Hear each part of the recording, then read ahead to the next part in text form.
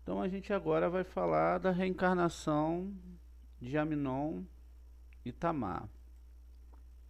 Amnon e Tamar, eles vão estar lá em 2 Samuel 13. Vamos dar uma olhada lá na história para a gente poder entender um pouco mais sobre o que nós vamos falar. Isso aconteceu algum tempo depois. Absalão, filho de Davi, tinha uma bela irmã chamada Tamar. E Amnon, filho de Davi, ficou apaixonado por ela. Amnon ficou por causa de sua meia-irmã Tamar, que ficou doente, pois ela era virgem e parecia impossível a Amnon fazer qualquer coisa com ela. Amnon tinha um amigo chamado Jonadab, filho de Simar, irmão de Davi. Jonadab era um homem muito inteligente. Ele perguntou-lhe: por que você está tão abatido, ó príncipe, manhã após manhã? Diga-me. Amnon respondeu: estou apaixonado por Tamar, irmã de meu irmão Absalão. Jonadab disse a ele: deite-se na sua cama e finja que está doente. Quando seu pai vier visitá-lo, diga-lhe: deixe minha irmã Tamar vir e me dar algo para comer. Deixe que ela prepare a comida na minha frente para que eu possa olhar e que ela sirva para mim. Amnon deitou-se e fingiu estar doente. O rei foi vê-lo. Amnon disse ao rei: venha minha irmã Tamar e prepare alguns bolos na minha frente para que ela os traga para mim. Davi enviou uma mensagem a Tamar no palácio: por favor, vá à casa de seu irmão Amnon e prepare um pouco de comida para ele. Tamar foi à casa de seu irmão Amnon, que estava de cama. Ela pegou a massa e amassou em bolos na frente dele e cozinhou os bolos. Ela pegou a assadeira e preparou os bolos, mas Amnon recusou-se a comer e mandou que todos se retirassem. Depois que todos se retiraram, Amnon disse a Tamar: traga a comida para dentro e me alimente. Tamar pegou os bolos que havia feito e os trouxe para o irmão lá dentro. Mas quando ela os serviu, ele a agarrou e disse: venha deitar-se comigo, irmã. Mas ela lhe disse: não, irmão, não me force, tais coisas não são feitas em Israel. Não faça uma coisa tão vil.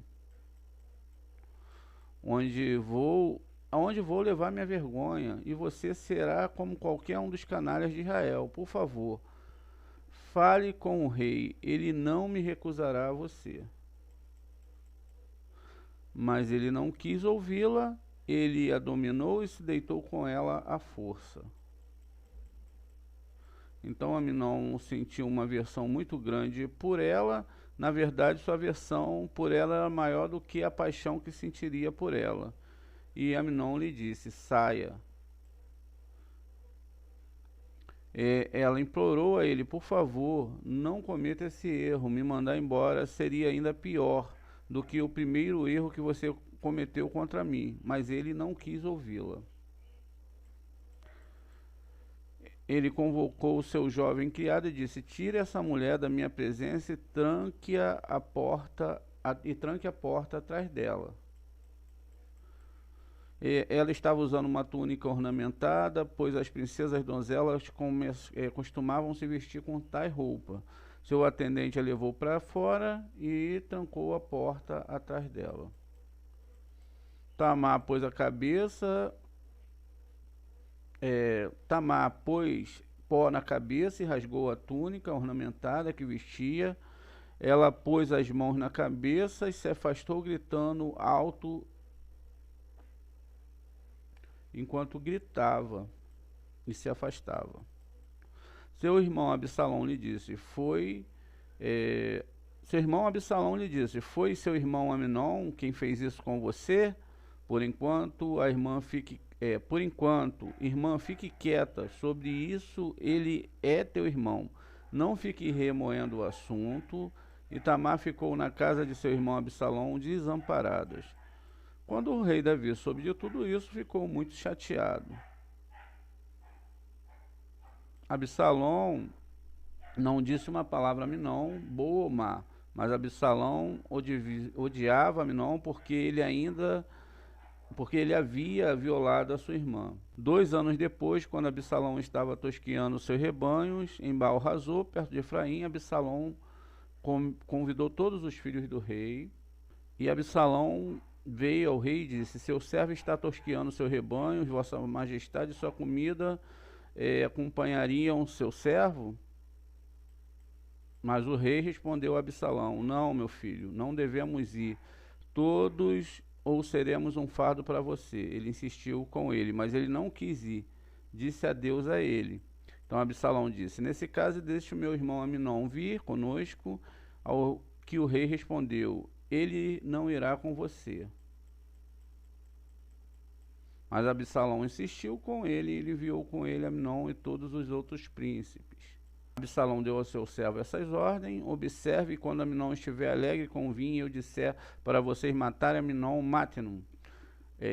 Não tenham medo, pois eu que lhe dou a ordem. Hajam com determinação como homens valentes. Os servos de Absalão fizeram a Amnon como Absalão havia ordenado. Então todos os outros príncipes montaram em suas mulas e fugiram. E assim é a história que está narrada aqui no Taná. O livro de Samuel relata o que aconteceu entre Amnon e Tamar, filhos de Davi.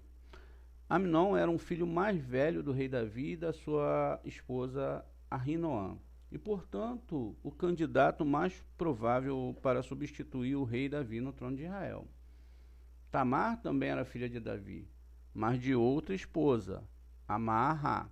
Amnon ficou chateado com a sua meia-irmã ao ponto de estar disposto a cometer o grave pecado de deitar-se com ela.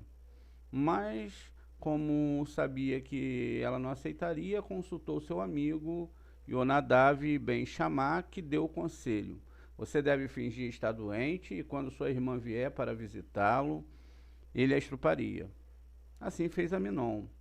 Obviamente, Amnon merecia uma severa punição, mas também Tamar, né, ela minimamente era culpada por ser provocativa. Amnon pagou com a sua vida, desde que Absalom, irmão de Tamar, o assassinou.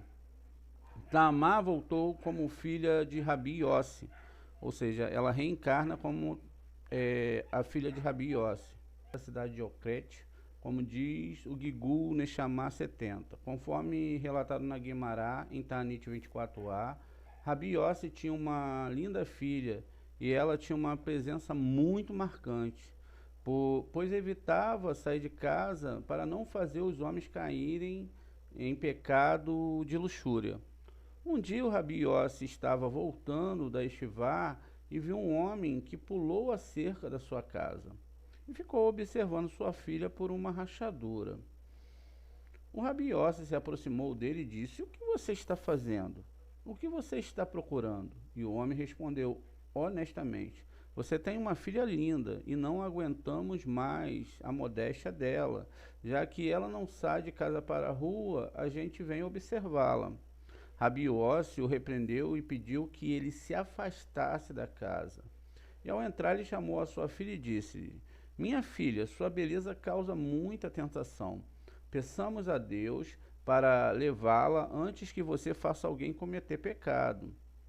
Essa anedota, esse conto, é muito forte, pois cada um que estuda as maravilhas da Torá se pergunta como um pai deseja a morte da sua filha, ainda mais uma filha tão linda.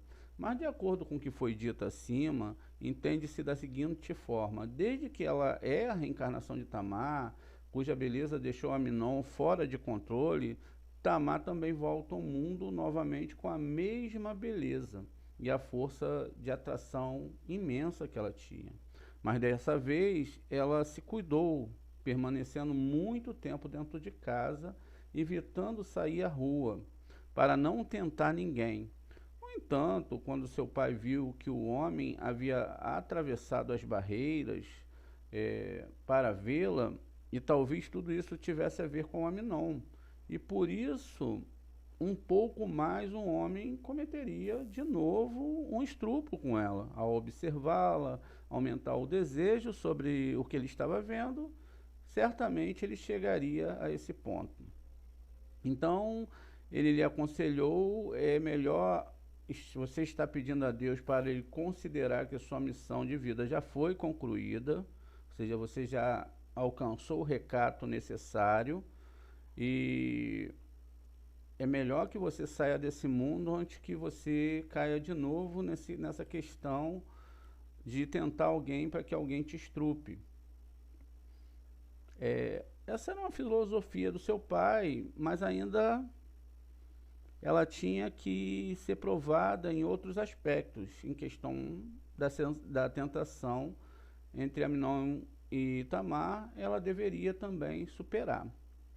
Então, como a gente sabe que as almas, elas se dividem, né? Uma vai para uma parte, cumpre um pedaço da missão, a outra cumpre outra parte de outra missão, assim as coisas funcionam. Esse aqui é o túmulo de Yossi, do Rabi Yossi, que era o pai dessa jovem. Para vocês verem que a história é real. O livro Gigolini chamou de 74 acrescenta mais uma informação. No momento da destruição do segundo templo, depois que os romanos assassinaram o rabino Ismael ben Elishá, Cohen Agadol, eles destruíram todo o povo de Israel, escravizando muitos deles. Qualquer família judia da época tinha histórias muito tristes para contar.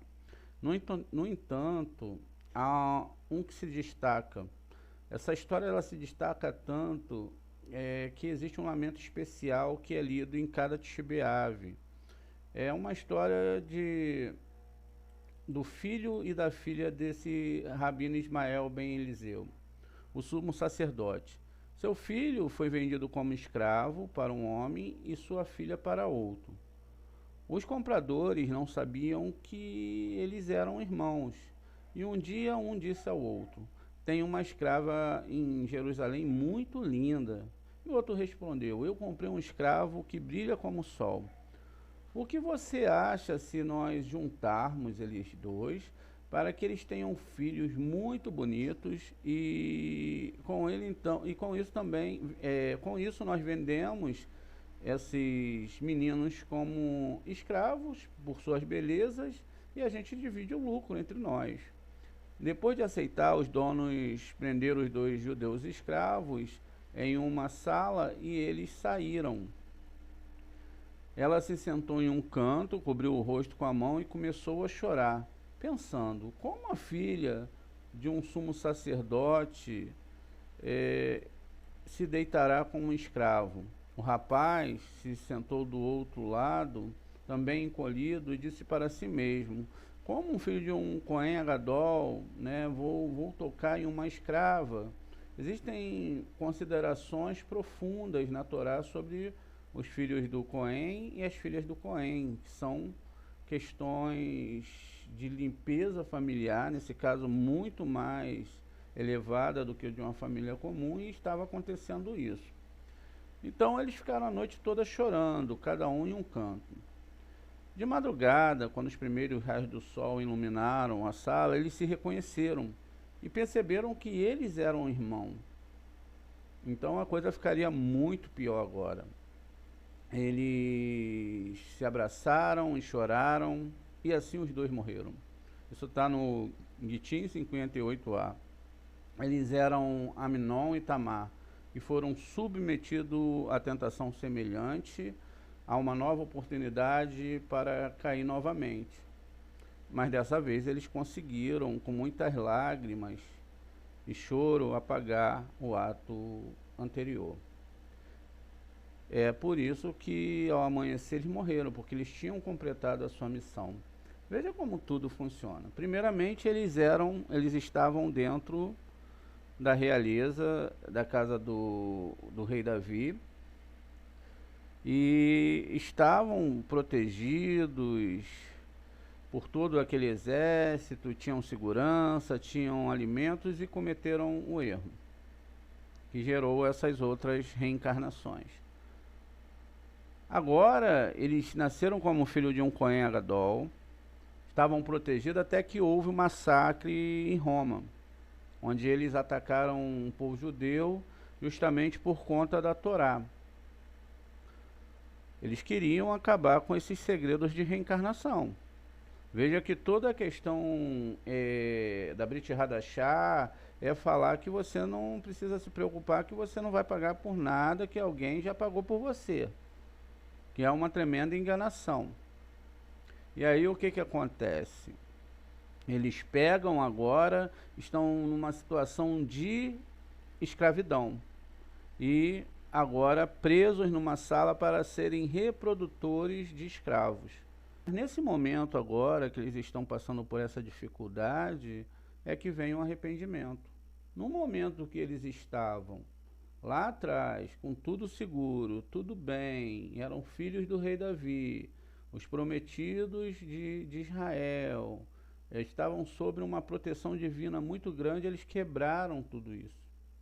E agora eles voltam e consertam isso porque o sistema espiritual, o sistema de Hashem fez com que isso acontecesse. Então eles conviveram junto, não teve isso. Depois a própria força que compele todas as coisas fez com que eles estivessem nessa situação. Qualquer pessoa sem a Torá, ou acredito sem nenhum tipo de questão divina, se relacionariam para que salvassem as suas vidas. Mas nesse caso, a missão deles era essa. Eles tinham que consertar aquilo. E assim eles consertaram.